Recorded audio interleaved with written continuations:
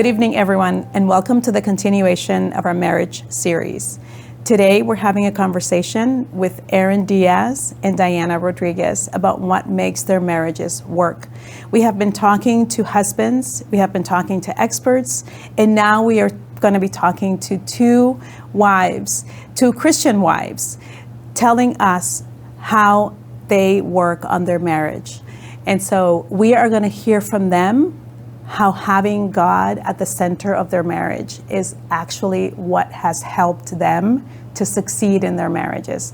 We'll hear from Daiana about date nights and how important those are. We'll hear from Erin talking about how affirmations in the mornings have helped her marriage. So I can't wait for you to hear and learn from each one of these ladies exactly how it is that they are making their marriages succeed. Let's get into it. So Erin and Daiana, I'm so glad you guys have joined us today. Before we get started, I wanted to read a Bible verse to frame our conversation regarding marriage. And it's found in Ephesians 5:31. And it says, "Therefore, a man shall leave his father and mother and hold fast to his wife, and the two shall become one flesh." Now, Daiana, how long have you been married? I've been married for 12 years. And Erin, how long have you been married? It'll be 15 years this July. 15 years. So 15 years and 12 years. Yeah. I would just love to hear from you, Daiana. What are some of the things that you've learned just over the last, 12 years that you've been married that you didn't know going into your relationship with Adrian, your husband? So I think I would start by saying that I got married at a very young age. And so to me, it was hard. Communication was hard. Forgiveness was hard. And so I think one of the biggest things that I learned first on was that communication is key. Yeah. Especially because we had kids, and I thought it was very important for us to always be communicating. And I think that was our biggest struggle, that we would just go about life, work, kids, and so many things that we wouldn't communicate. Yeah. So I think that was one of the biggest things that we had to sit down and say, like, listen, we need to pray about this. Yeah. We need to take this serious, and we need to start learning how to communicate. So when you guys got together, were you both Christians? So we were both raised in a Catholic church. I then left the Catholic church. My mom came to Latin of Judah, and I went to youth service here. My husband was same thing. He was in a Catholic church, raised Catholic, and then he left the church and never went back to church. Yeah. So when we got married, I think that was one of the biggest things we lacked also, is that we were young. We were in the party phase, and so we didn't have Christ in the center. And so I then decided one day, hey, we should go try to find a church for our family. I think we need to start looking for God. And so he agreed, because he had this background. So then we visited churches. He didn't like them until we came here, and he fell in love with Pastor Miranda, and so we stayed here. Yeah, that's wonderful. And that was a big, big blessing in our lives. Definitely changed the dynamic, especially of the communication part. And the story that comes through with every couple that I've talked to, and last week I spoke with Dorothy Greco, who's a counselor and counsels couples, is the importance of having Christ at the center of your life and being submitted to Christ, but as a couple. And so, Erin, tell me, what have you learned through your 15 years of marriage? That's a long time. Goes quick. Yeah, that you didn't know going in. And now, what the viewers may or may not know is that you have a cross-cultural marriage. And so that brings its own complexities, right, into the relationship. So share a little bit with us about that. Sure. I think, so many things that I have learned over the past 15 years. But one is just how many different phases you might go through in married life. Just recently being married, then having kids. There was the phase of the pandemic. Every single one brought different joys, different challenges. but I think that's something I've learned is just communication through all of those different phases and learning to work together really well in each of those different phases, because all the phases are going to look different. And that's fine that there's different challenges to work through in different times. I think us being from different cultures was actually to our advantage when we were getting to know each other, because maybe for some other people you might assume things that each other are thinking, but we had the benefit of knowing that we could assume nothing. We come from such different backgrounds. I grew up in the suburbs outside of Boston. He grew up in rural Honduras. Just our educational experiences, culture, language, every different experience that you could have, we had. And yet it was just so easy to spend time together. But I think those differences just helped us to be so intentional about, as we were getting to know each other in those 4 years that we were dating, we just had so many intentional conversations, like way before premarital counseling came along, just the two of us. We would go, we had like these particular spots that just became a habit for us to have these deep conversations. Pete's Coffee in Harvard Square for whatever reason. It was just like a great conversation piece. We would just sit down with coffee and just dive into all these different topics to just understand better where each other was coming from. Yeah. As you were talking, I was thinking about something very interesting that Dorothy Greco said when she was here, and her philosophy around marriage and dating, in terms of like, she philosophically, she doesn't believe that there's only one person for, and so I don't know if what your personal philosophy is around that. I know, for some Christians, it's like there's one person that God has for you. And so, until that person shows up, we're just going to keep waiting, right, for the Lord to bring that person. What is your philosophy around that, as you were sort of, did you find did you think he was the one for you, coming from such different backgrounds? Did you think, well, I feel like the Lord, this is the person that the Lord has for me, or were there ever any doubts in your mind? That's such an interesting question, because part of what getting to know Darwin was for me was also a healing process, because I was not somebody who ever thought that I would get married. I was like very determined that I was going to be single. I was going to do missionary work, and like maybe I would be a mom, but like a mom to many, right? Kids, not married with kids of my own per se. And so it was once I met Darwin at Lion of Judah, and I started getting to know him, and he was very intentional about getting to know me. And I started thinking, oh, well, if it's him, I could see myself being married. And so it quickly became very clear that it was meant to be him in our case. And it just took a while of really getting to know each other, and a whole process that we went through. And there was this, oh, sorry. No. I want to make sure you finish your thought.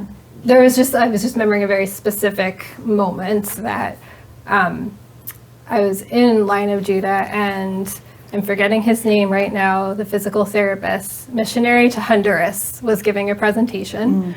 And I just felt this extremely strong call to Honduras, so much so that I went home and I researched, Googled all of the different places that I should be going in Honduras to see what popped out. Nothing popped out, so I just left it there. But then it was later, like 6 months once we were dating, that God reminded me that strong call you feel to Honduras is connected to the sky. That's beautiful. I know. That's beautiful. Now, do you? That's so beautiful. I want to stop there. Now, with your relationship with Adrian, sort of did you have a sense, that this was the person that the Lord had for you, or were there any challenges along the way as you guys were getting to know each other? So to be honest, because we met at such a young age, I don't think that was something that I was thinking about, if he was the one or not. I just think that we ended up just dating and clicking, and just what I would say now that I'm older and I'm wiser is that things were happening in our lives that were clicking. So if I can tell you now, I do feel like he was meant for me, and that God always had him for me. Because it's just the way we met through other friends, and just it was just so random, and it was just so like, now I'm like, God put me in that spot for a reason, in that place, and I got to know this other person because I needed to get to know him. And so I could say now that that he was the one for me. Now you have children. Yes. How many children do you I have? have 4. I have four kids. 4 kids. Now, how is that in terms of the relationship? Because obviously, as we know, parenting brings its own set of challenges to the relationship, right? It enriches, right, our lives. A lot of us get married and want to have kids, but it also brings challenges. And so, 4 kids, how have you guys negotiated, right? Time alone, and still being able to connect with one another, where you're it's so interesting that you mentioned earlier these different phases, because that was one of the things I talked to Dorothy about, sort of the first year, it's like the honeymoon phase, and then you start sort of seeing the second and third year, you start seeing the warts in your partner, or the things like, oh, you do that, oh, I did not sign up for this, maybe. But there are things that come up, right, once you start actually living with a person. But definitely, having children then brings its own set of challenges, right? How do you maintain that closeness and connection when you're both, so busy, just, taking care of the kids and parenting and, doing all of that, being mom and dad. So how do you guys navigate all of that? So it was very hard. And you were young. And I was young. We started working at a very young age. For a while, I was a stay-at-home mom. My husband would work, and then he'll come home. He came home a little late, so we would spend a little bit of time together, but obviously it's more about the kids than about you. My 2 older kids, they're like 1 year apart, so it was very fast. So it was like our time together was just non-existent. So we was just then parenting 2 kids and then 4. So it was a lot for us. And I think that when we started coming to God, that we started working on our relationship and we started working on our communication, I think one of the biggest things that we decided to do as a married couple was go to therapy.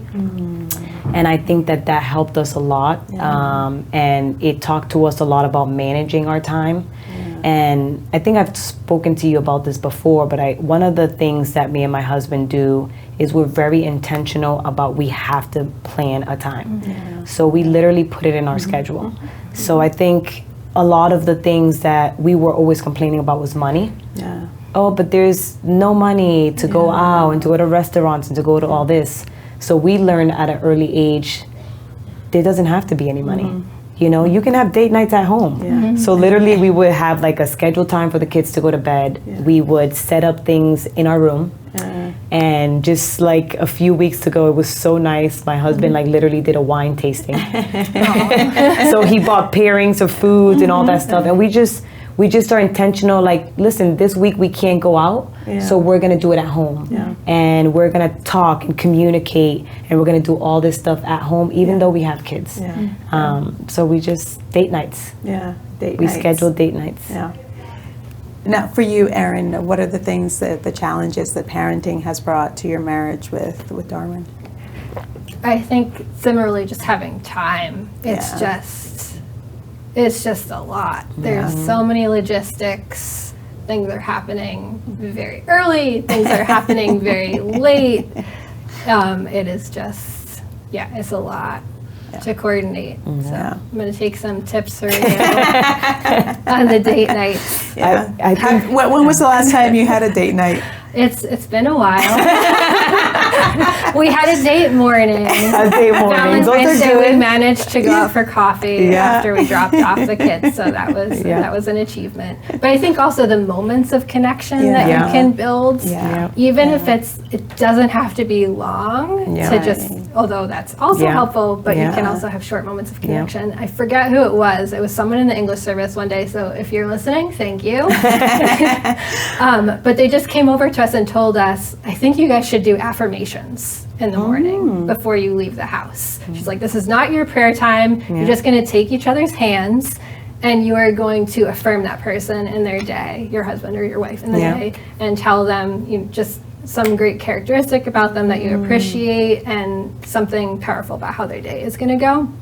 Wow. And at first it felt a little weird to do, because maybe we were doing it even with like kids running underneath us, but it ended up being a pretty powerful moment of connection that we did for quite a while, I think, until maybe the pandemic hit, and then we were home with plenty of time. So tell us what that, so just tell us and maybe pull out what that looks like for you. And not, it won't necessarily maybe look the same for them, but sort of, what does that look like on a typical day? A moment of connection like that? Well, affirmation. Those morning affirmations. Literally, this is like 30 seconds. Where just as the first person is getting out to head out the door, you just take each other's hands and intentionally look at each other. Whatever chaos is happening around you, it can wait for those 30 seconds, and just name one thing you appreciate about the person. So appreciative of how gentle you have been this morning with the kids, whatever it is. And I know that your meeting this morning is going to go so well because X, Y, and Z, you got this. Everybody out the door. Very quick, but just helpful to connect. Wow, that's the first time I've heard of something like that. I've never heard that. That is amazing. Thank you, whoever that was. So just the date nights, I guess. We gotta work on that. Something that I could add also is that worked for us is we always are talking about how we don't have time. And if you think about it, it is a lot, right? Kids, work, all this stuff going on, then the extra curriculums and all these other things. But we realized, I decided, I think about like 2 months ago, we decided that we were going to do a fasting. And we were going to fast from electronics. And I don't know about anybody else's household, but we love electronics. Our phones or the TV. That's our wind down. And so we decided we're going to do a fasting, no TV, no electronics at all. And oh my God, it was amazing how I found out how much time we really have. If we really take out electronics, we have so much time for each other. We were talking so much. We were like in the room having all these conversations. We were talking more to the kids, right? Because sometimes we're on the phone and we're not even talking to our kids. And so we were just, it was so powerful. To this day, I'm just like during the week, I want no TV on. I want nothing to do with electronics because I talk more and I'm happier. And my kids are happier and my husband's happier. So that's been very good. To have, 2 of your kids are teenagers, or just one of your kids are teenagers? Okay. So I have a 14 who's turning 15 soon and a 16 who's turning 17 soon. And they both have phones? So my daughter does not. She's a 14-year-old, and my 16-year-old literally just got a phone because we wanted to make sure they stayed.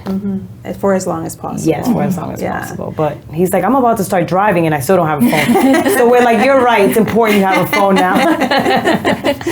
Well, that's, and which leads to a great conversation, I guess, around technology. And now your oldest is how old? We have a son who is 11. Okay.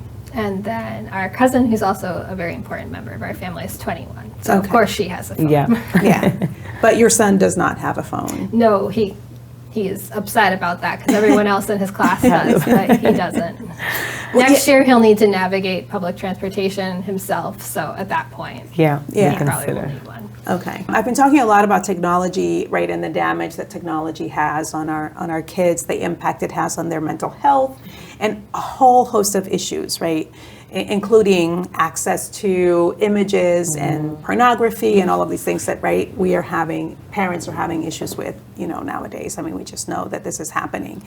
And so, with your 11-year-old, do you plan to kind of limit in terms of, like, you take it when you go to school, but then you come home and we take the phone away, kind of thing. I don't know if those are things that you've even thought about. We've definitely started thinking about it. I need some tips from Diana for sure, and I need to listen to your interview with Dee for more specific tips.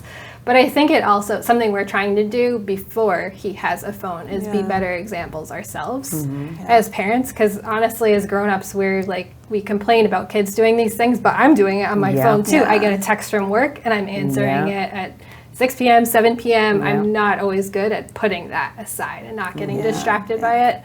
And so I think, that's something that we're working on. I have in my Amazon cart some kind of box to literally put our phones into so that it's less easy to get distracted by the phones, because they're designed for us to be distracted by them. So unless we're better at being very intentional like you do. It's still hard distract for me. us. But you have an interesting story. I want to go back to your kids. So it was, I'm trying to remember how long into the marriage, you had your own two, and then you had an experience of getting twins that come into your life unexpectedly, right? And so how did that change the dynamic in your family? How did that come about? And you guys have handled it beautifully, and the twin girls are wonderful, but that must have just kind of challenged the both of you as well. So if you wanted to talk a little bit about that too. So a year into dating my husband, I had my first child, and then a year later I had my second child. And so me and my husband decided we only want 2 kids. This is it. We cannot have any more kids. It's funny because I used to always talk to my mom, and I used to be like, "Oh my God, I'm so glad I just have 2." My mom has 7 kids. So my mom was like, "I don't want you to be like me with all these kids. I just, So I'm just like, nope, 2 and done. But obviously we have a plan, and then God has another one. And so I would say maybe about 5 years into our marriage, we ended up getting, my husband's cousin passed away. And so we ended up taking her 2 daughters, and we got them when they were 1.5. So they were in diapers. So we literally started from 0, potty training and doing all that good stuff. And I think it definitely hit us hard. And it definitely came with challenges because we were dealing with things that we never had to deal with our own kids. One of the twins has cystic fibrosis, and she also had a feeding thing in a tube. So we were feeding her through a tube. So it was just like a lot of things going on. And so it was hard for us to navigate. And I think that's when we started seeking God even harder and more, because we knew we couldn't do it without Him. And I think that just seeking God more, little by little, we just kind of, the communication was key, right? And so I think that a lot of time we would just have to sit down and be like, what are we doing? Like, let's make a plan. Who's going to do this? Who's going to do that? So he had the morning schedule, I had the night schedule. And so we just kind of planned it out like that. And just little by little, we just started getting into a routine, and then that started working, and so here we are. It's still hard. We just literally came back from a vacation, and we had to pack all the medical stuff and all these things. I'm like, so many things that we have to pack now, but it definitely has been a blessing. I really, really, truly believe that these girls has blessed my marriage. Because I had to learn how to have patience, how to be more forgiving and intentional. And the Lord brought them into our lives for us to get better at our marriage. And it's just been strengthening us because they are teaching me things that I'm bringing into my marriage. Talk a little bit about that. We, patience, forgiveness, humility, are all such a big component of healthy marriages. Admitting, right, that you are wrong, asking for forgiveness when you have done something wrong to wound, right, your spouse, are big parts of what makes a marriage healthy, right? It's communication, but it's also just vulnerability, right, and being open with your spouse. So I would love for the both of you to talk about this issue of, asking for forgiveness and having more patience, and how those things have come into play for each one of you. So maybe if you could just kind of talk a little bit about that, and in terms of like patience and forgiveness, and are there specific things that you guys have had to ask for forgiveness, about with one another, or is this an act of kind of a regularly, just for whatever, right? Even if it's just like a little thing, just forgive me. Yeah. So this was one of the things that Dorothy Greco talked about. She said, at nighttime with her spouse, she will just, ask for forgiveness for, whatever, and doesn't explain it away. Like, oh, I did that because of something. It's just like, forgive me, and that's it. So yeah, just a few. Yeah. So I am going to admit that I was very prideful, and asking for forgiveness was very hard for me. Yeah. I always felt like, no, he should ask for forgiveness because it was never my fault, right? It's always his fault. And so I think I had to like really, truly work on that. And I think it was really hard to ask for forgiveness for many years. I struggled with this for many, many years until I got to a point where it was carrying so heavy in my heart. And this was one of the things that I've also brought up in therapy when I used to go, like, it's hard for me to ask for forgiveness. I always want him to do it. And he was waiting for me to do it because he thought it was my fault. A lot of times it was my fault. I can be a little controlling. And so I think one of the biggest things that I've learned in life is it's so much work in your heart to carry this unforgiveness. Like I couldn't sleep. I was stressed out at work. I came home, I was upset. The kids felt it, we all felt it. And because I was so prideful, I just held on to that for a really long time. Like, I don't care. I'm still not asking for forgiveness. And I think just again, and I continue to keep saying this, me seeking God and putting God first and really like praying and asking God, I need your help, because he's the only one that can help. And so I tried to do it on my own, I couldn't, and then I just went hard. Like, I need to change this because if I don't change this can ruin my marriage, my family, right? And so little by little, I started taking baby steps, text message, because I couldn't do face to face. I'm sorry. And so like I started taking those baby steps, it got a little challenging because when I used to say forgive me, I wouldn't get a return message reply. So I'm just like, hey, then I don't forgive you anymore then. But then eventually it got to a point where like, so before it was just like I was able to sleep at night, even if I didn't forgive him or I didn't ask for forgiveness. I was able to sleep at night, very good. And it got to a point that the Holy Spirit, just got a hold of me. And it just like literally, like I would try to go to sleep, like I'm not asking for forgiveness. And I would try to go to sleep. And it was just like something inside of me. You need to ask for forgiveness. You need to ask for forgiveness. And I was just like, oh my goodness, I cannot go to sleep now without asking this man for forgiveness. So I would just wake him up. Hey, I just want to say, please forgive me for what I did. He's like, go to sleep. So it's just like, it got to a point, and I talk to my sister about this all the time. It's so funny, like the change. It got to a point where like, I literally cannot go to sleep without asking my husband for forgiveness. And then I sleep like a baby. So it works. It's amazing. It's hard. Great. It's challenging, but we can get there. Yeah. Erin, amazing. What is your perspective? I think 9 times out of 10, if one of us needs to say sorry, generally the other one does too.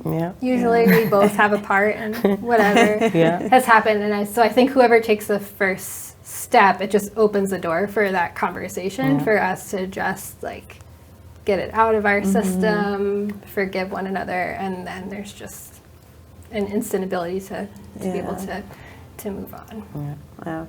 And I think it's really important for our kids to see us be able to do that too. That's something I think we're still working on, is also being able to apologize to our kids when we're wrong. So I want to ask you, and I'll ask you again, also, Diana, how do you resolve conflicts? Since we're on the subject of forgiveness, what is your conflict resolution strategy? Because I think that also trips up a lot of married couples, and they don't have a good plan for resolving conflicts when they come up. And of course, they will come up. Such a good question. I think it's not rushing it for us necessarily, depending on the size of whatever we're trying to work through, but making intentional time for it. And it's just the two of us.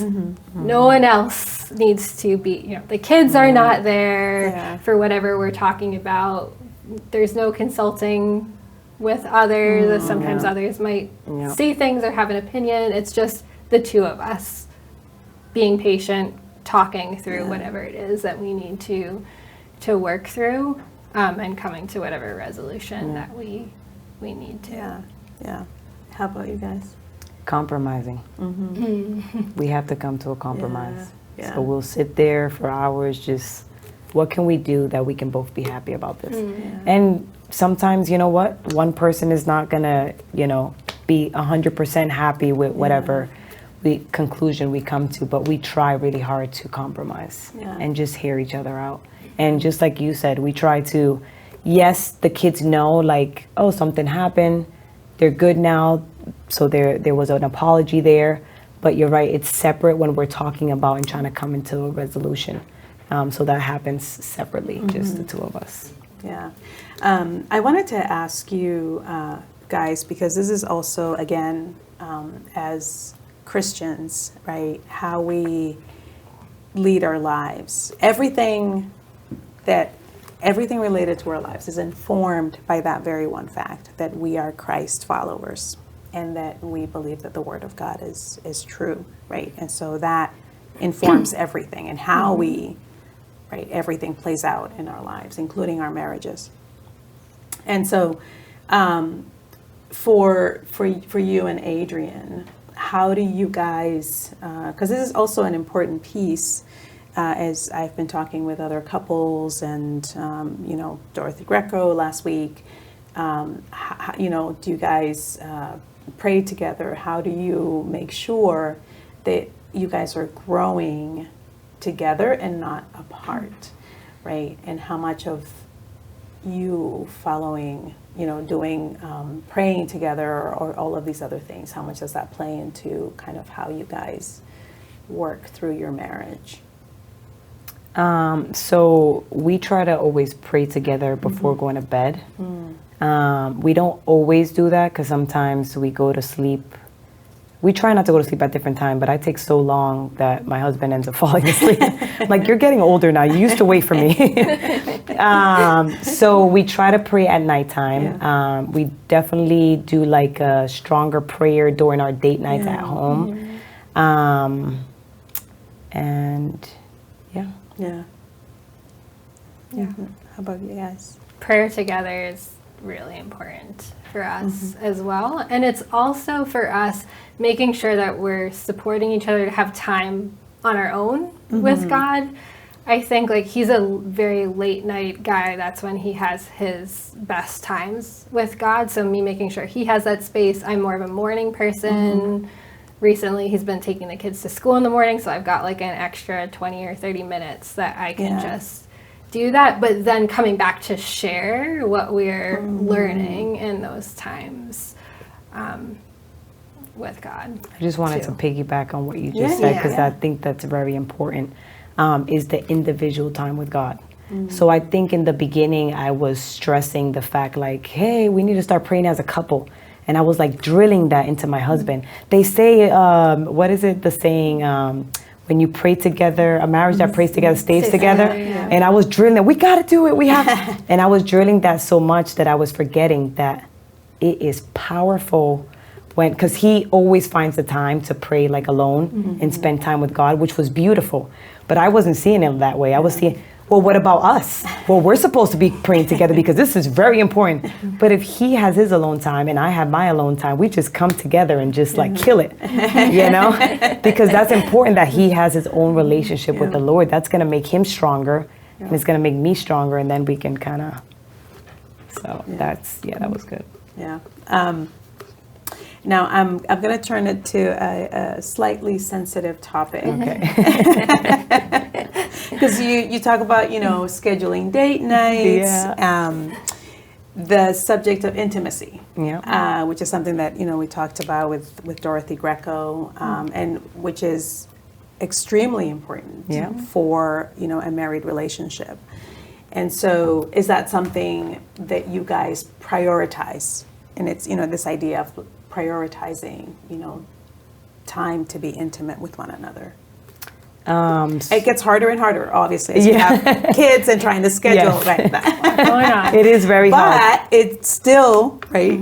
The general consensus is that it still needs to be prioritized. Exactly. So. Absolutely. So definitely hard for kids. But I think that's why we're very intentional about date nights. It has to happen. The house date nights, because then that's when we kind of, and it's, if you think about it, it's kind of scheduled, right? Yeah. So it's just like, we got the scheduled time. Yeah. So we have to meet.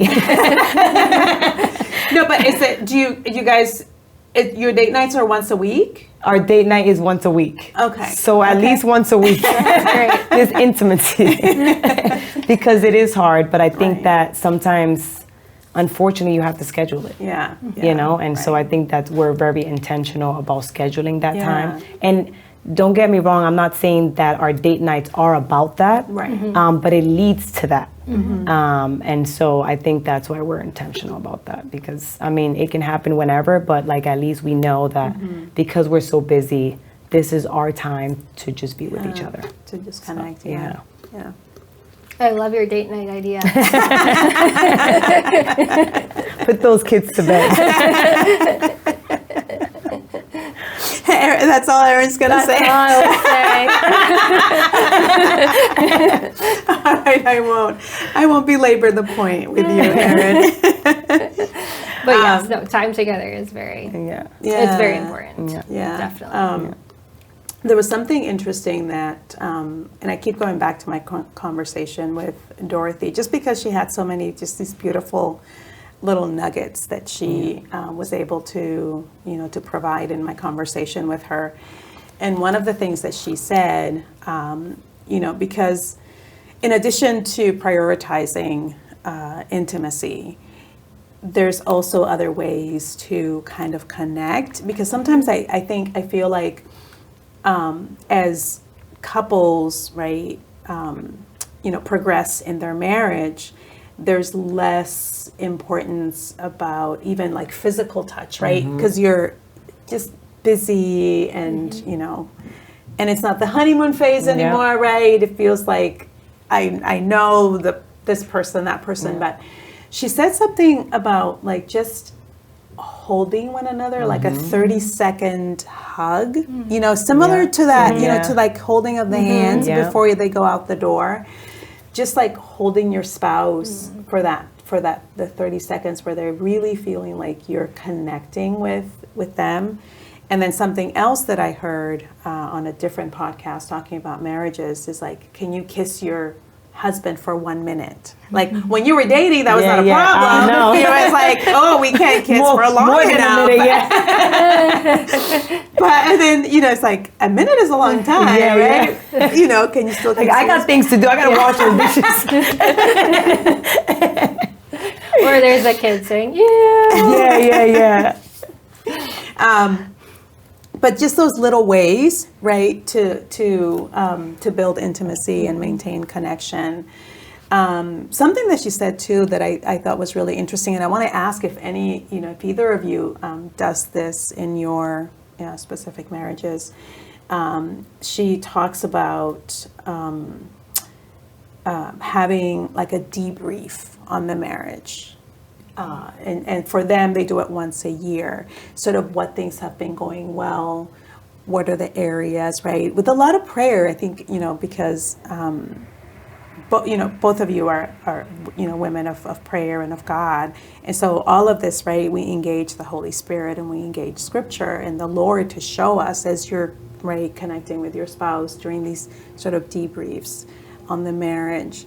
What are the things that are going well? What are the places that God, may be showing each of us that where we need to continue to work on with the Holy Spirit, right? What are those areas? So I just wanted to ask whether or not you guys, Diana with your husband and Erin with, Darwin, whether or not there are specific, times, maybe quarterly, maybe monthly, if you have opportunities to come together with your spouse. Maybe Diana, if you could. Ladies, you have to have date nights.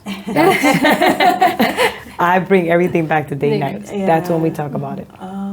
What's going on a weekly basis, you guys are. So what's going well? What can I do? And we start our date nights the beginning of the week, Monday. What can we work on? Yeah. What can I do better? And what's going on? Let's talk about it. And so we just kind of, I guess not like every single thing, right. but the most we try to talk about the most important things.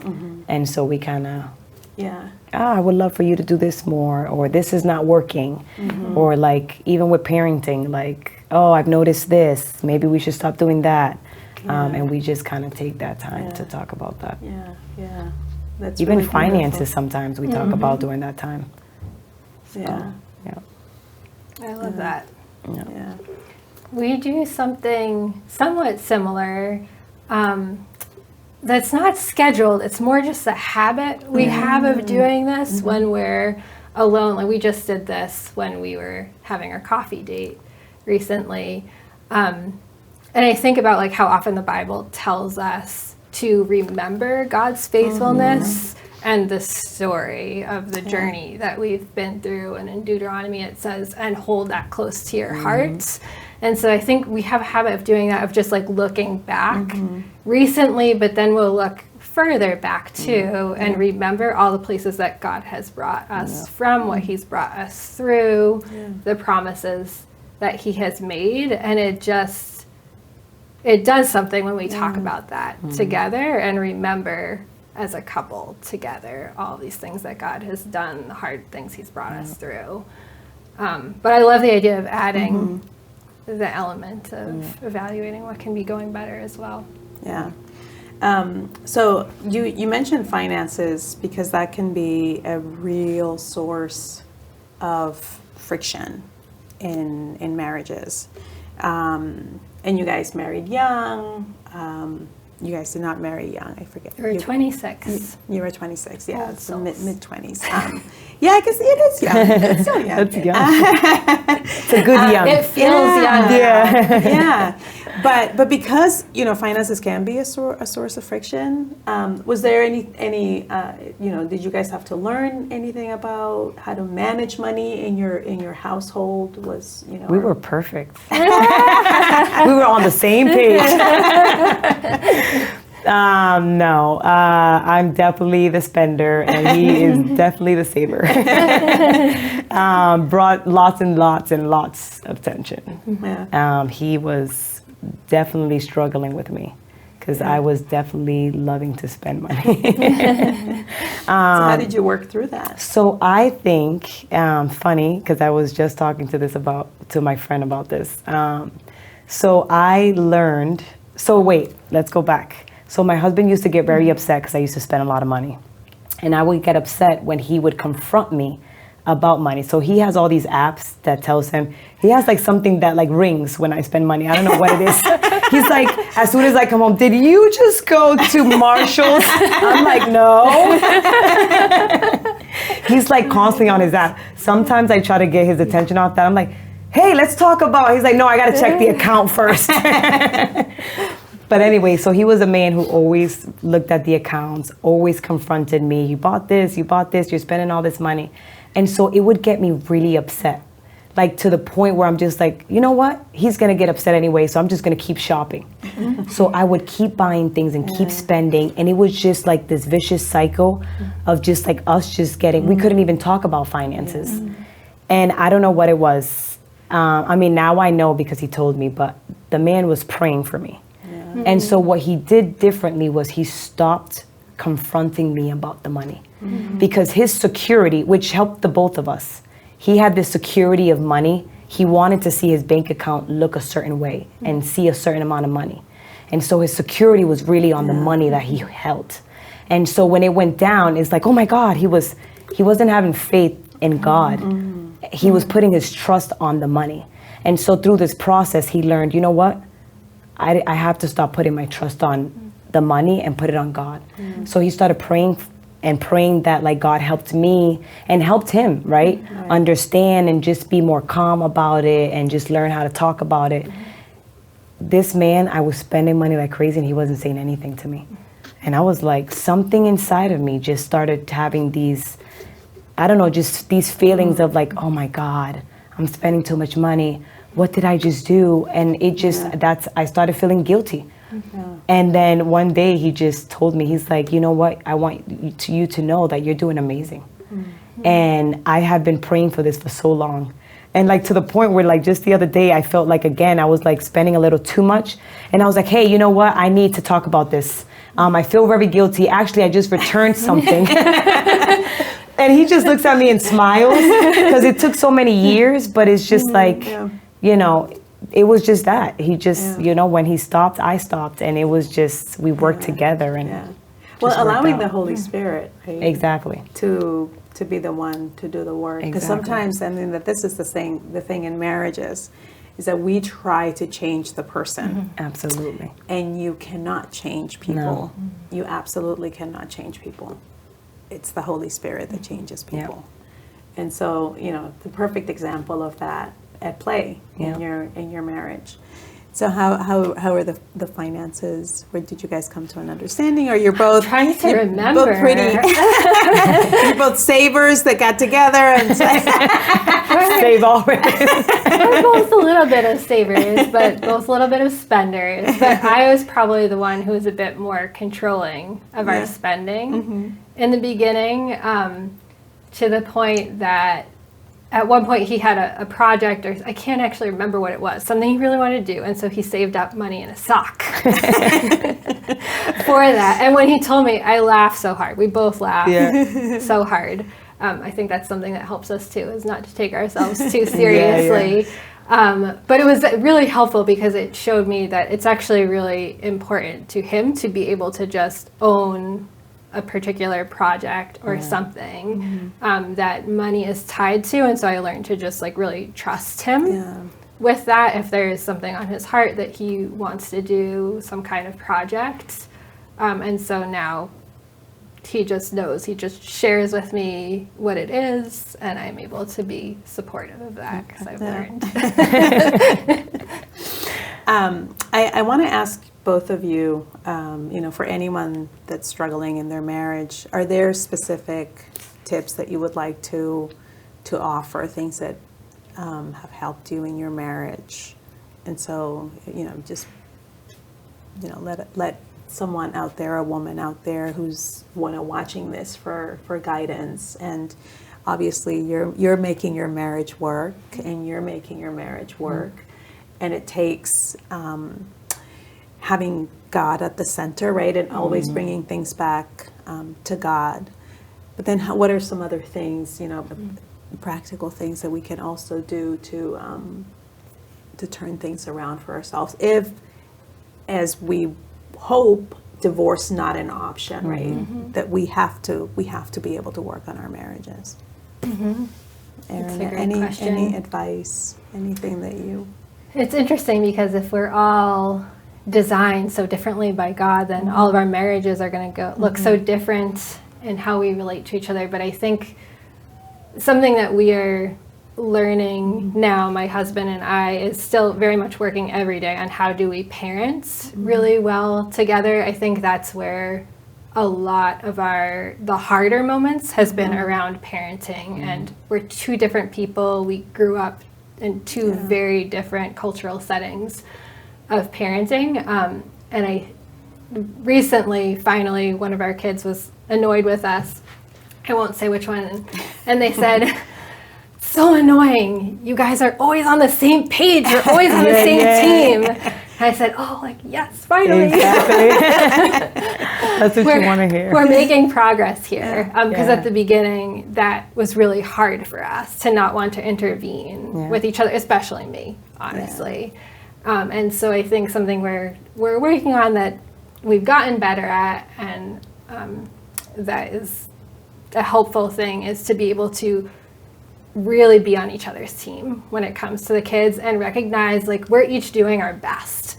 It's not going to be perfect, but we're doing our best. So whatever's happening in our interactions with them, let's bring it to ourselves, to have conversations, to think about how we can do this better, because it's going to keep changing too, as every one of our kids is so different. They all have such different personalities.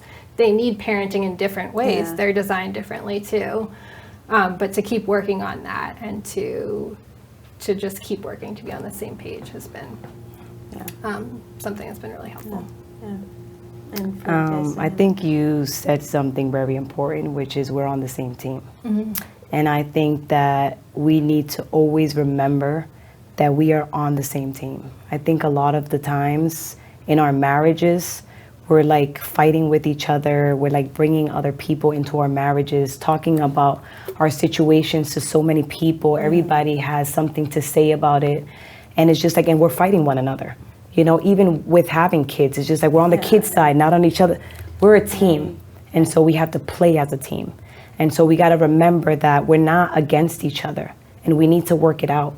I think the communication is very important, spending time learning how to communicate. God, like, seriously, if it wasn't because of God in the center, like, me and my husband probably wouldn't even be together. When we started seeking God is when our marriage got strong. We got stronger in our communication, stronger in our in everything, in our finances. Everything started changing when we put God in the center. And I think that's super important. Date nights. Date night. There's no excuses, ladies. You have to have date nights. Put the phones away, turn off the TV, and you will see how God is going to work in your marriage, how much time you're going to have. Because sometimes the devil lies to us. Since you don't have time, you got all these things that you're doing, you're busy. We're not busy. We'll find the time, we can make it. So I just think if we find the time, there will be less divorces. And I want to I thought that was going to be my last question, but I did want to kind of bring a different question into the both of you, and it's in terms of, and I think it's sort of related. You know, this idea of being on the same team, right, and prioritizing our marriages above everything else, and that, you know, because I feel like. And this could be my own perception, you know, especially when women have children, all of a sudden the kids become the more important piece, right? They get all our time, all our attention, not that they don't deserve it, right? But that it's almost prioritizing it above the married relationship. And so, you know, I mean, talk a little bit about that in sort of in terms of prioritizing the marriage, because if the parents fall apart, then the family falls apart. Yep. And so, you know, this idea that is the key relationship that needs to be focused on, you know, and then together you guys can, you know, focus on the kids, and the family will be held together. If the parents are strong, the family is strong. But if the parents are not strong, the family is not going to be strong. And so talk a little bit about that. It sounds like, you know, from what I'm seeing, that's also your perspective. Definitely is my perspective. But in the beginning, when I started going to therapy, I think that was one of the things that I brought up, that my husband was spending more time with the kids than he was spending with me. And so that's when we started realizing, like, oh, let me check myself. You know, let me see if this is real. And he started noticing himself, like, wow, I spent a lot of time with the kids. And so that's when we started shifting things. Like, we need to prioritize us, so we don't let anybody bring us down. Not the kids, not anyone. No, me and Dad going for, and we make sure our date nights are before anything that we do with them, because we know that they're important. But me and my husband, and I'm super, super duper grateful for this, we're on the same page. We go first. Yeah. You know, they come second. Obviously God first, then us, then them. Yeah. But we really, really are on the same page with that. We come before them. So sticking to that. Yeah. Yeah, no, it makes so much sense. And practically, that can be really hard, especially when your kids, some of them are little. Yeah. And there's some real physical demands. There's like some Right. safety issues.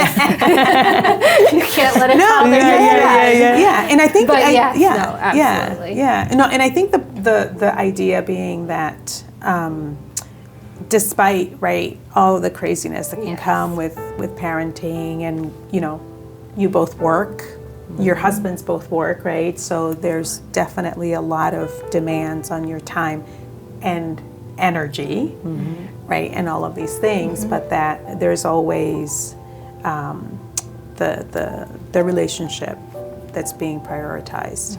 Because I feel like too sometimes, and that's not the case, with either of you, but that family will come before the wife or the husband.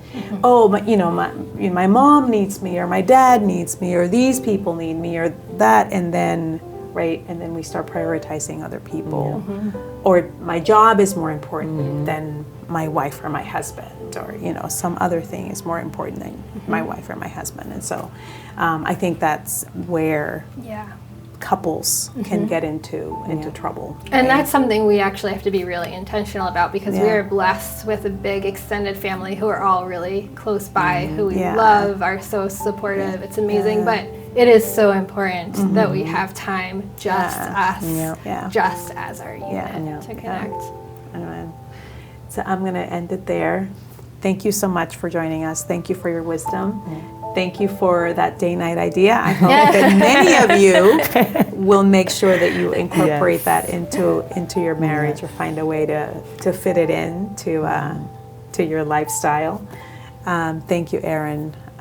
Thanks. And I will see all of you next time.